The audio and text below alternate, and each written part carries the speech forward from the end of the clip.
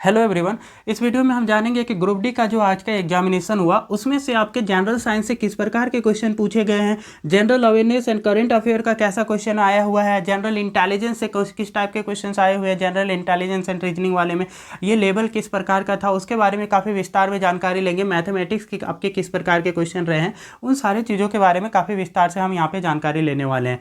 तो यहाँ पर मैथमेटिक्स का जो एग्जामिनेशन में क्वेश्चन आए थे वो 25 मार्क्स का आपका क्वेश्चन आया हुआ था। टोटल जनरल इंटेलिजेंस की बात करें तो ये आपका 30 मार्क्स का अकॉर्डिंग टू सिलेबस आया हुआ था। और जनरल साइंस की बात करें तो जनरल साइंस में भी आपका 25 मार्क्स के क्वेश्चन आए थे और जनरल अवेयरनेस और करंट अफेयर में से आपके 20 मार्क्स के क्वेश्चन आए थे। तो जनरल साइंस को पहले विस्तार में समझते हैं कि जनरल साइंस से आपके कौन कौन से चैप्टर के क्वेश्चन आए हुए हैं। तो जनरल साइंस में आपके तीनों की कैटेगरी की बात करें तो यहाँ पे फिजिक्स वगैरह की, तो फिजिक्स में हमारा जो क्वेश्चन की बात करेंगे तो फिजिक्स में जो चैप्टर थे यूनिट एंड मेजरमेंट है, यूनिट एंड मेजरमेंट वाला चैप्टर काफ़ी ज़्यादा आपके लिए इंपॉर्टेंट है।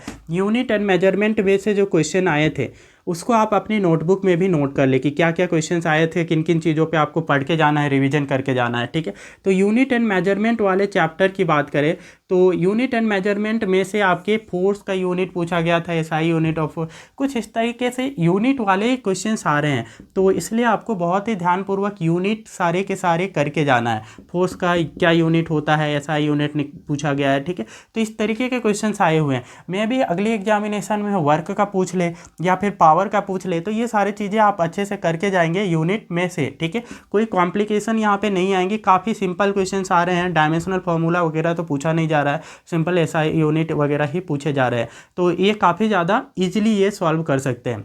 और नेक्स्ट बात करें फिजिक्स में तो फिजिक्स में आपका वर्क एनर्जी और पावर वाले चैप्टर से भी क्वेश्चंस आए थे। तो वर्क एनर्जी और पावर वाला चैप्टर जो है उसको भी बहुत ही अच्छे तरीके से आपको सॉल्व करके जाना है। नेक्स्ट है वर्क एनर्जी और power, work energy and power, ये चैप्टर से क्वेश्चन आ रहे हैं। ये क्वेश्चन जो है कि काफ़ी इजी होता है। ठीक है, किस टाइप के, तो वर्क से रिलेटेड क्वेश्चन आपको डिटरमाइन करने के लिए आ गया था। तो वर्क का बस आपको फॉर्मूला पता होना चाहिए, फोर्स इनटू डिस्प्लेसमेंट, इससे आप बहुत ही आसानी से ये कैलकुलेट कर लेंगे। तो बस आपको ध्यान रखना है कि फोर्स इनटू डिस्प्लेसमेंट और कहीं एंगल दे रखा है तो उसमें एफ एस कोस थीटा भी लेकर के चलेंगे। तो वो सारी चीज़ों को आप अच्छे तरीके से फॉर्मूला को ध्यानपूर्वक सॉल्व कर पाएँ। इस तरीके के ही लेवल के क्वेश्चन आए थे, तो ज़्यादा डिफिकल्ट क्वेश्चन आए नहीं थे। इसलिए आप इसको बहुत ही डिटेल में करके जाएंगे कि वर्क वाले सारे न्यूमेरिकल पूछे जा रहे हैं ना, तो न्यूमेरिकल्स निकालने के लिए आने चाहिए। वही फोर्स से रिलेटेड क्वेश्चंस में भी आपके पूछा जा सकता है, लेकिन वर्क वाला आ चुका है और पावर से रिलेटेड भी क्वेश्चंस हैं। ठीक है, कि बहुत ईजिली आपको यदि फॉर्मूला पता है पावर का तो आप यहाँ से आसानी से इसका जो है कि क्वेश्चन को सॉल्व कर पाते हैं। न्यूमेरिकल इससे भी आया था। तो work by time, rate of doing work is what, power. ठीक है, रेट ऑफ डूइंग वर्क को हम बोलते हैं पावर। तो ये वाले क्वेश्चन से आए थे। ठीक है, तो पावर से रिलेटेड न्यूमेरिकल था, तो इसको भी आप अच्छे से यहाँ से याद करके जाएंगे। इसके जितने भी पावर के डिफरेंट यहाँ पे फॉर्मूले बन सकते हैं वो सारे चीज़ों को आप यहाँ से इसको सॉल्व करना सीख करके ही जाएंगे। न्यूमेरिकल को जो है ना डायरेक्ट से वर्क ना दे करके आपको ऐसा भी बोल सकता है फोर्स दे रखा है और डिस्प्लेसमेंट दे रखा है, टाइम दे रखा है और बोल दिया कि यहाँ से आपको पावर निकालना है। तो कोई नहीं, हम यहाँ पे क्या करेंगे, वर्क के जगह पे force into displacement by time, इस तरीके का फॉर्मूले का यूज करेंगे। इस फॉर्मूले का यूज हो जाएगा। तो कभी फोर्स की भी वैल्यू नहीं दे रखा है, मास इनटू एक्सेलरेशन से फोर्स आ जाएगा। तो सारे फॉर्मूले एक दूसरे से इंटर रिलेटेड हैं, इसलिए सारे फॉर्मूले फिजिक्स के याद होने चाहिए। तो इनमें से मोस्ट इंपॉर्टेंट जो फॉर्मूले आपको याद करके जाना है विथ एसआई यूनिट, वो आप फोर्स का कर लेना। ठीक है, फोर्स के डिफरेंट कन्वर्जन भी आपको याद होने चाहिए। अब मोमेंटम के फॉर्म में भी फोर्स को निकालने के लिए पूछा जा सकता है। ठीक है, तो उसके साथ ही साथ आपका पावर है, पावर वाले रिलेटेड सारे यहाँ पे क्वेश्चंस आपके सॉल्व होने चाहिए। पावर से रिलेटेड आप न्यूमेरिकल प्रैक्टिस करके जाएंगे। ठीक है, फोर्स से रिलेटेड भी न्यूमेरिकल प्रैक्टिस करके जाना है, वर्क से रिलेटेड भी न्यूमेरिकल प्रैक्टिस करके जाना है। ठीक है, अभी तक के जो क्वेश्चंस आए हैं उनके आधार पे मैं भी आने वाले एग्जामिनेशन में एनर्जी वाले से भी क्वेश्चन पूछा जा सके। ठीक है, लेकिन मोस्ट प्रोबेबली जो होता है कि जो एग्जामिनेशन में पूछा जा चुका है वही चैप्टर को ये ज़्यादा प्रायोरिटी में रखते हैं। तो इसी वजह से वही उसी टाइप के सिमिलर क्वेश्चन को प्रायोरिटी में रखते हैं, बस डाटा को बदल देते हैं, ठीक है। तो डाटा बदल जाएगा और उससे आपको क्वेश्चंस को सॉल्व करने के लिए पूछा जाएगा। तो ये चैप्टर में से पावर, वर्क वगैरह को आप अच्छे तरीके से करके ही जाएंगे। ये काफ़ी इंपॉर्टेंट साबित होने वाली हैं इस बार की जो ग्रुप डी का एग्जामिनेशन है उसमें, ठीक है। और एनर्जी रिलेटेड क्वेश्चंस को भी आपको अच्छे तरीके से कैलकुलेट करके ही जाना है। वर्क आपका एनर्जी के इक्वल करके हम यही फॉर्मूले से पूछा जाता है कि आपको कि सपोज करो कि फोर्स दे रखा है कि फोर्स इतना न्यूटन का लग रहा है, डिस्प्लेसमेंट उसकी वजह से इतना हो रहा है, तो उसमें कितनी एनर्जी स्पेंड की गई हैगी, जो भी बॉडी आपका उसमें फोर्स एक्सर्ट कर रही है उसके द्वारा कितनी एनर्जी स्पेंड की गई होगी, तो जो भी वर्क निकलेगा वही एनर्जी के बराबर हो जाएगा, ठीक है। तो इस तरीके के क्वेश्चन पूछे जाने की बहुत ज़्यादा संभावना है। अभी वर्क निकालने बोला है तो उसी को बदल के एनर्जी कर दे तो भी आपके सेम ही टाइप से क्वेश्चन सॉल्व होगा। इसलिए ये पूछे फ्यूचर में आपके आने वाले जो शिफ्ट हैं उसमें से पूछे जाने की बहुत ज़्यादा प्रोबेबिलिटी बन रही है। अब यूनिट एंड मेजरमेंट और वर्क एनर्जी में से हमने देख लिया। अब नेक्स्ट आप चैप्टर को देखते हैं, तो नेक्स्ट चैप्टर की बात करेंगे तो वहाँ पे आपका इलेक्ट्रिसिटी वाला है, ठीक है। तो इलेक्ट्रिसिटी वाले चैप्टर से ये क्वेश्चंस बन रहे हैं। तो इलेक्ट्रिसिटी वाला चैप्टर को बहुत ही डिटेल में करके जाना है, ठीक है। इसके सारे फॉर्मूले आपको याद होने चाहिए। जैसे करेंट का फॉर्मूला आपको याद होना चाहिए, है ना, क्या होता है करेंट, ठीक है। तो फ्लो ऑफ चार्ज, है ना, rate of flow of charge is current, तो Q/T, ठीक है।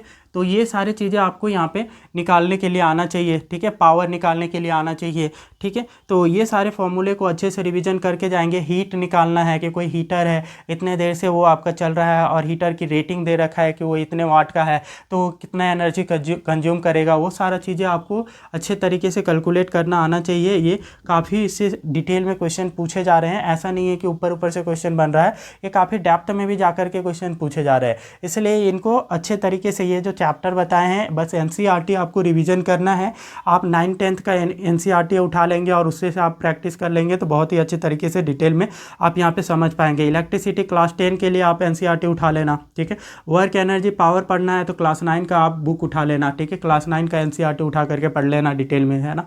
यूनिट मेजरमेंट जो है ये भी आप यहाँ से ही पढ़ सकते हैं क्लास 9 वाले से, ठीक है। तो ये सारी चीज़ें आप अच्छे तरीके से करके जाएंगे। क्लास 11th में बहुत अच्छे से यूनिट एंड मेजरमेंट है, लेकिन क्लास 11 काफ़ी डेप्थ में चला जाता है, उतना डेप्थ नहीं जा रहा है यहाँ पे, ठीक है। इसका लेवल नॉर्मल ही है, तो 9th वाले से आपका कवर अप हो जाएगा। अब आ जाए कि नेक्स्ट जो चैप्टर है, नेक्स्ट चैप्टर की बात करें तो नेक्स्ट हमारा इलेक्ट्रिसिटी के बाद जो आपका है वो है फिजिक्स में लाइट वाले से, ठीक है। तो लाइट और साउंड से रिलेटेड क्वेश्चन पूछा गया है, ठीक है। लाइट वाले चैप्टर, लाइट एंड साउंड वाले चैप्टर को अच्छे से करके जाना है, लाइट एंड साउंड। इसमें से मिरर के यूजेस पूछे जा रहे हैं, है ना, कि जो दर्पण होते हैं, है ना, दर्पण का कौन सा दर्पण का कहाँ पे यूज होता है, उत्तल दर्पण का कहाँ यूज होता है, अवतल दर्पण का कहाँ यूज होता है। तो ये दर्पण के यूज से रिलेटेड क्वेश्चन पूछे जा रहे हैं, ठीक है। तो उसमें से 4 ऑप्शन दिए रहते हैं और उसमें से आपको आइडेंटिफाई करना रहता है करेक्ट ऑप्शन को। तो इसको बहुत अच्छे से करके जाना है। इसके साथ ही साथ लेंस, कौन सा लेंस का कहाँ पे यूज किया जाता है उससे रिलेटेड आपके क्वेश्चन आ रहे हैं, है ना, इनके यूज से रिलेटेड क्वेश्चन आ रहे हैं।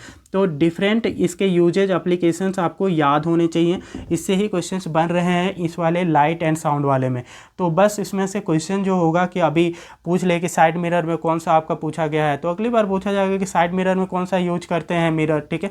तो हम ये चीज़ें आपको पूछा गया है, तो नेक्स्ट टाइम क्या पूछा जाएगा, नेक्स्ट टाइम पूछा जा सकता है कि आपको कि सोलर कुकर में कौन सा यूज़ कर लेते हैं, सेविंग मिरर के जैसा कौन सा यूज़ कर लेते हैं वगैरह। ये सारी चीज़ें काफ़ी इंपॉर्टेंट हो जाती हैं, है ना। तो ये चीज़ों को आप डिटेल से आप करके जाएंगे, लेंस वाले से भी आप क्वेश्चन को करके जाएंगे, ठीक है।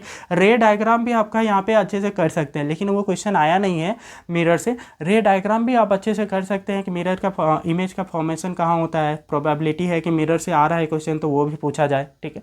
तो रे डायग्राम अच्छे से करके जाएंगे कि इमेज जो होता है, जब ऑब्जेक्ट को अनंत पे रखते हैं, कोई वस्तु है उसको अनंत पे रखते हैं तो उसका इमेज कहाँ बनेगा, उसकी प्रतिबिंब कहाँ बनेगी, इस टाइप के क्वेश्चन भी पूछे जा सकते हैं फ्यूचर में। अभी यूज से रिलेटेड इसमें से आ चुका है। तो पॉइंट याद रखेंगे कि कौन कौन से टॉपिक से आ रहा है, मिरर से आ रहा है, लेंस से आ रहा है, ठीक है।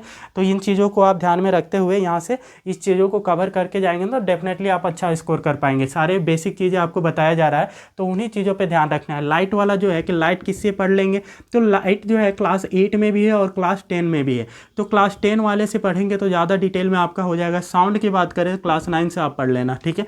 तो ये इतना सा सिलेबस आपका कवर अप हो जाएगा। तो सारा ये भी बताया जा रहा है सोर्सेस की कहाँ से पढ़ना है, एनसीईआरटी ही पढ़ना है, ठीक है।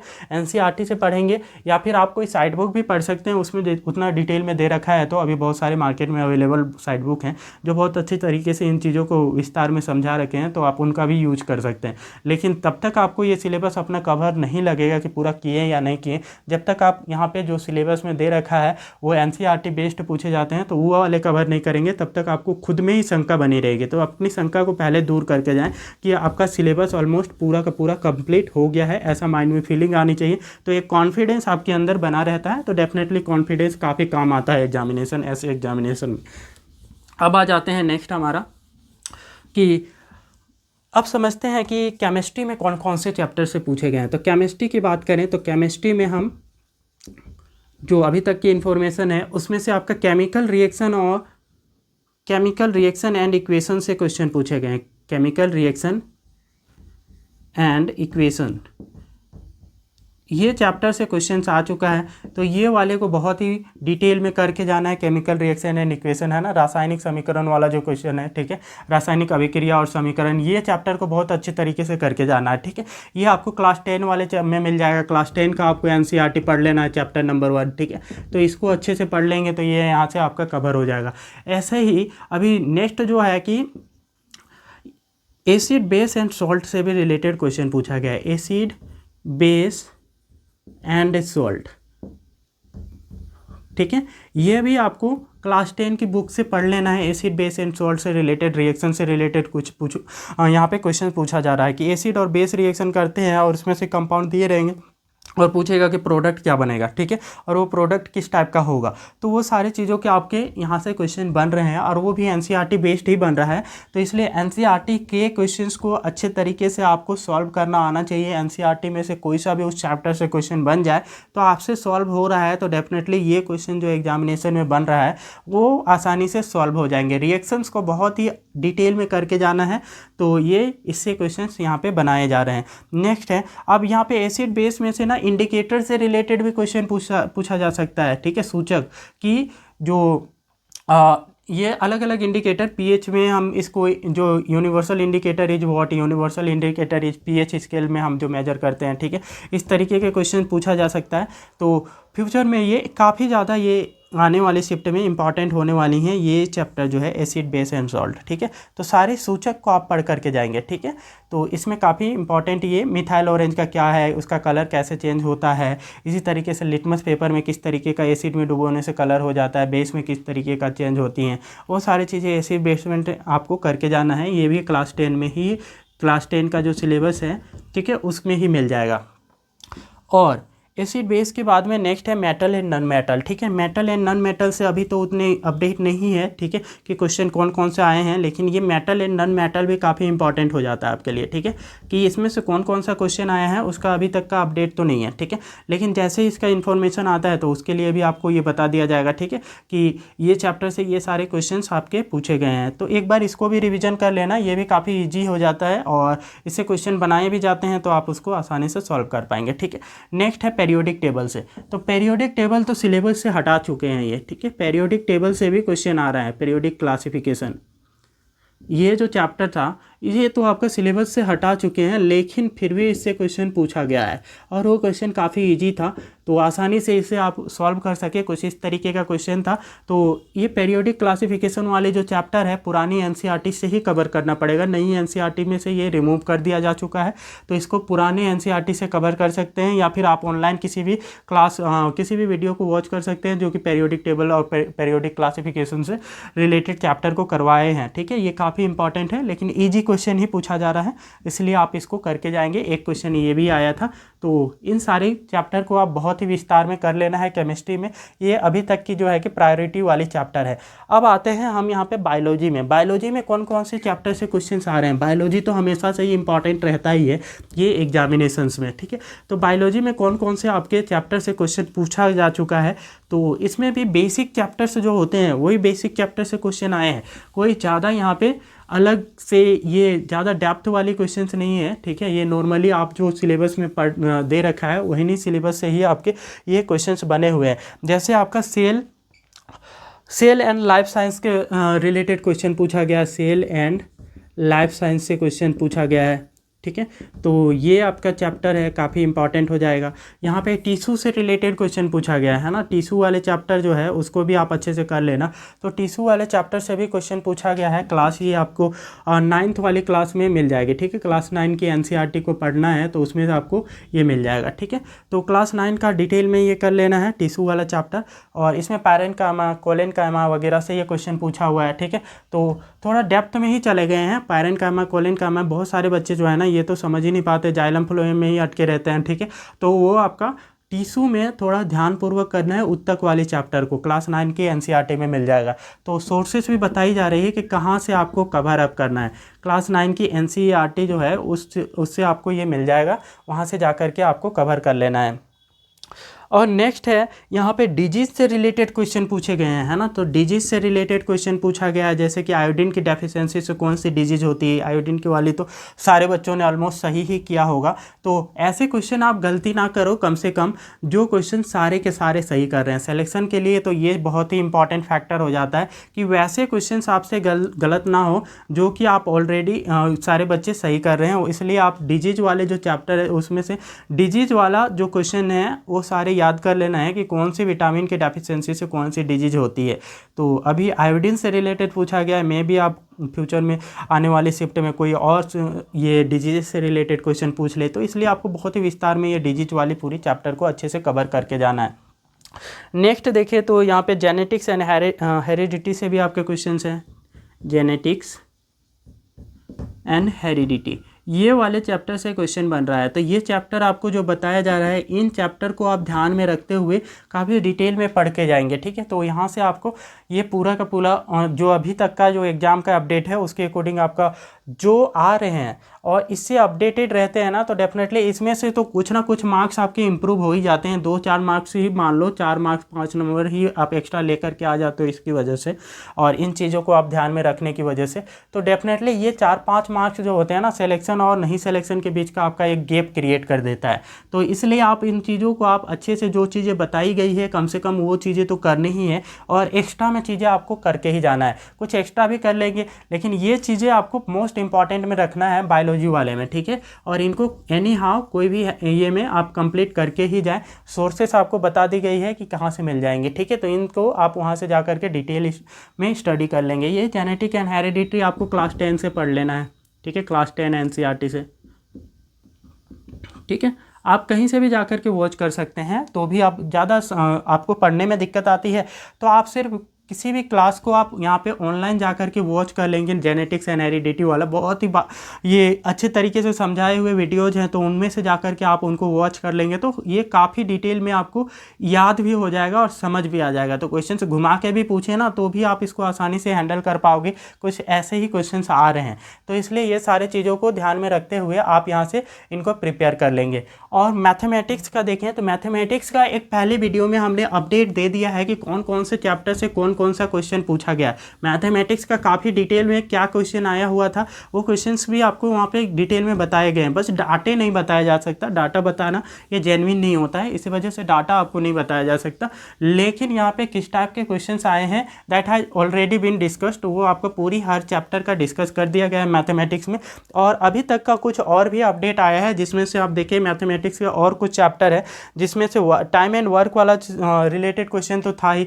एक है पाइप एंड सिस्टम से भी क्वेश्चन आया है, पाइप एंड सिस्टर्न वाला चैप्टर, ठीक है, मैथमेटिक्स में। तो इसको भी आप वहाँ पे ऐड कर लेंगे और पुरानी वीडियो को जाकर के वॉच कर लेना, इससे पहले वाली वीडियो को जिसमें मैथमेटिक्स का पूरा डिटेल एनालिसिस करके बताया। तो पाइप एंड सिस्टर्न से भी एक क्वेश्चन आया है, तो पाइप एंड सिस्टर्न वाला क्वेश्चन को भी आपको बहुत अच्छी तरीके से कवर करके जाना है, ठीक है, कि इतने मोटर इतने देर में आपको ये फिल कर दे रहे हैं टैंक को, तो और इतने मोटर इतने देर में खाली कर दे रहे हैं। तो उस टाइप के क्वेश्चंस आपके आते हैं तो उसको आप सॉल्व करके प्रैक्टिस करके जाएंगे। ये वाला एक आपका यहाँ पे ये भी आ चुका है और बाकी की चीज़ें आपको काफ़ी डिटेल में बताया जा चुका है, तो दोबारा से हम उन चीज़ों को नहीं रिपीट करेंगे कि क्या क्या आ चुका है। तो आप उस वीडियो को जा कर के यहाँ पे वॉच कर सकते हैं। बस आपको जाना है प्लेलिस्ट में और इससे पहले वाली वीडियो को वॉच कर लेना है, ठीक है। तो वहाँ से आपको ये चैनल के पेज में मिल जाएगा, वहाँ से जा कर के आप इसको देख सकते हैं। नेक्स्ट है आपका पाई चार्ट से रिलेटेड भी क्वेश्चन आया हुआ था, ठीक है। तो पाई चार्ट भी आप इसमें ऐड कर लेना कि पाई चार्ट से भी एक क्वेश्चन आ चुका है। तो पाई चार्ट वाले क्वेश्चंस भी आप यहाँ पे डीआई से रिलेटेड क्वेश्चंस आपको सॉल्व हो जाए, इसको भी आप यहाँ पे प्रैक्टिस करके जाएंगे, है ना। ये एक क्वेश्चन था और इससे भी एक क्वेश्चन था, और एक था आपका इनकम एक्सपेंडिचर और सेविंग से रिलेटेड क्वेश्चन। इनकम एक्सपेंडिचर और सेविंग से रिलेटेड क्वेश्चन था, जिसमें इनकम आपको दे रखा था, इनकम की वैल्यू दे रखी थी, ठीक है। इनकम ये हमारा डेटा के फॉर्म में दे रखा था, और इनकम में आप देखेंगे, और साथ ही साथ एक्सपेंडिचर भी डेटा में दे रखा था, इतने रुपीज़ का एक्सपेंडिचर कर देता है, ठीक है, खर्च कर देता है। तो ये दोनों हमारा डेटा के फॉर्म में थे, और निकालना था क्या, परसेंटेज सेविंग। तो इस टाइप के क्वेश्चंस आ चुका है। तो ये वाले क्वेश्चंस को भी आप प्रैक्टिस करके जाओ कि इनमें से इनकम कुछ रख लो, कुछ एक्सपेंडिचर रख लो, उसमें से सेविंग और सेविंग का परसेंटेज निकालना है। तो ये तो काफ़ी ईजी है, ठीक है। जिसको भी परसेंटेज वाले चैप्टर से अच्छे से किए हैं उनके लिए ये बड़ा कोई चैप्टर नहीं है, ठीक है। तो ये हमारा ये अच्छे से करके जाएंगे। और नेक्स्ट है घातांक और करनी का भी यहाँ पे क्वेश्चन आया है। तो घातांक और करनी का भी देखेंगे। घातांक और करनी,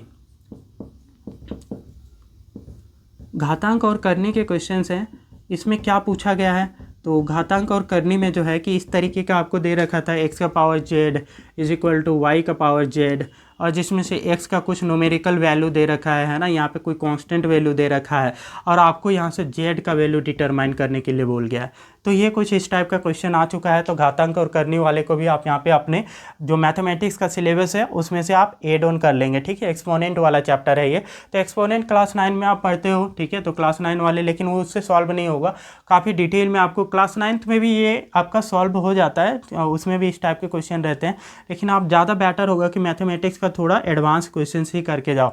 ये NCERT में टिके रहेंगे ना, तो मैथमेटिक्स में आप बाहर हो जाएंगे, क्योंकि आपका मैथमेटिक्स जो होता है वो फास्ट तरीके से सॉल्व करना होता है, तभी आप बाकी के जो क्वेश्चन हैं उनको आप सॉल्व करने के लिए समय बचा पाते हैं। नेक्स्ट देखें, तो इतने सारे क्वेश्चंस आए थे, और साथ ही साथ देखें कि एक प्रोपोर्शन से रिलेटेड चैप्टर पे से भी आपका क्वेश्चन आया था, है ना। प्रोपोर्शन वाला रेशियो एंड प्रोपोर्शन चैप्टर से भी क्वेश्चन आया। रेशियो एंड प्रोपोर्शन भी एड ऑन कर लेंगे। तो यहाँ पे ये 4th नंबर में इसको रख लें, 5th नंबर में ratio and proportion, ratio and proportion वाला चैप्टर से था। तो ये चैप्टर भी बहुत बारीकी से आपको कवर करके जाना है। रेशियो एंड प्रोपोर्शन में था कि आपको ये 2 डेसिमल में नंबर दे रखे हैं। यहाँ पे मान लो कि कोई डेसिमल वाला नंबर है, दूसरा वाला भी डेसिमल में नंबर है, तीसरा वाला कोई ऐसा होल नंबर दे रखा था, ठीक है। तो वो आपका पूर्णांक संख्या था, और आपको 4th वाला जो रेशियो है वो डिटरमाइन करना था। तो 3 थे और चौथा आपको डिटरमाइन करना था। तो इस तरीके का क्वेश्चन आ चुका है। तो ये टाइप के क्वेश्चंस भी आप सॉल्व कर पाओ रेशियो एंड प्रोपोर्शन से, ध्यान देना, इससे रिलेटेड क्वेश्चन आ रहा है। तो बस यही था आपका अभी तक का जो अपडेट है। उसमें पूरा मैथमेटिक्स में तो पूरा सिलेबस ही आपको डिस्कस कर दिया गया कि आपका मैथमेटिक्स में कौन कौन से क्वेश्चन आ रहे हैं। मोस्ट ऑफ क्वेश्चन तो डिस्कस ही कर दिए गए जो कि आ चुके हैं, ठीक है। तो इसके पहले वाली वीडियो को देखना है, जो भी पहले वाले वीडियो में नहीं बताए थे, ये सारी चीज़ें आपके पहले की वीडियो में नहीं बताए थे, तो वो सारी चीज़ें यहाँ पे आपको एड ऑन कर दी गई है, जो कि बाद में अपडेट आया कि ये क्वेश्चंस भी आए हैं। तो वो सारी चीज़ें भी आपको यहाँ पे बता दी गई है। तो इनको आप बहुत अच्छे तरीके से कर लेना है। जनरल इंटेलिजेंस की बात करें तो जनरल इंटेलिजेंस में जो क्वेश्चंस आए हैं, जनरल इंटेलिजेंस का क्वेश्चंस काफ़ी ईजी लेवल का था। तो ईजी था तो इसमें कोडिंग डिकोडिंग आ रहे थे, ठीक है। तो ये काफ़ी ज़्यादा कैंडिडेट जो है कि इसमें से ऑलमोस्ट 30 में से 30 कैंडिडेट अपियर कर पा रहे थे, कुछ इस टाइप के क्वेश्चन से। तो इसमें तो ज़्यादा घबराने की ये नहीं है, फिर भी प्रैक्टिस आपको कोडिंग डिकोडिंग वगैरह का करके जाना है जनरल इंटेलिजेंस और रीजनिंग में, ठीक है। और जनरल साइंस का यहाँ पे बता ही दिया गया है। और जनरल अवेयरनेस की बात करें और साथ ही साथ करेंट अफेयर में, तो करेंट अफेयर की चीज़ें जो है कि ये जनरल अवेयरनेस और करेंट अफेयर में सम्मेलन से संबंधित क्वेश्चन पूछे जा रहे हैं, ठीक है। तो ये सारी चीज़ों को आप डिटेल में पढ़ के जाएंगे तो इतना ही काफ़ी है, ठीक है। अभी तक का जो अपडेट है उसके अकॉर्डिंग, कुछ और अपडेट आता है तो उसके अकॉर्डिंग नेक्स्ट वीडियो में बना करके बताया जाएगा कि और किस टाइप के क्वेश्चंस आ रहे हैं, ताकि आप इस चीज़ों से अपडेटेड रहें। बस इसके लिए आपको वीडियो को लाइक करना है और चैनल को सब्सक्राइब करना है, और नेक्स्ट आने वाली अपडेट को भी आप वहाँ पर जा करके वॉच कर सकते हैं कि कोई नया अपडेट आता है कि किस टाइप के क्वेश्चन और आए थे, तो वो भी आपको बता दिया जाएगा। तो उसी के अकॉर्डिंग आपको यहाँ से प्रिपेयर कर लेना है उन चैप्टर्स और उन टाइप के क्वेश्चन को सॉल्व करके। एग्जैक्ट डाटा यहाँ पे नहीं बताई जा सकती, वो सारी चीज़ें आपको कम से कम ये जेन्युइन बनाए रखने के लिए कम से कम वो सारी चीज़ें नहीं की जा सकती है, ठीक है। तो इन चीज़ों को आप ध्यान रखेंगे और इन चैप्टर का अच्छे तरीके से रिविजन कर लेंगे। तो क्लास को देखने के लिए थैंक यू।